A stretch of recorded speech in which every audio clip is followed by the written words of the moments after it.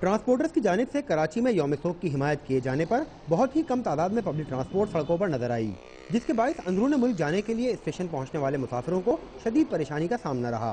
इन्हें पता था कि स्ट्राइक है, लोग परेशान हैं और वो ट्रांसपोर्ट नहीं मिल रही है, उसके बावजूद 2 मिनट पहले गाड़ी निकल गई है यहाँ से।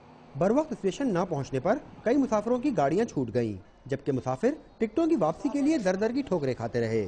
बुकिंग हमारी पहले की थी, वो टिकटें जो है वो वापस भी नहीं कर रहा है और हमारे के साथ कोई कोऑपरेट नहीं कर रहा है इसके। रेलवे इंतजामिया ने भी हालात की नज़ाकत देखते हुए जिम्मेदारी का सबूत दिया और कभी बर वक्त न चलने वाली गाड़ियां वक्त से पहले ही रवाना कर दी।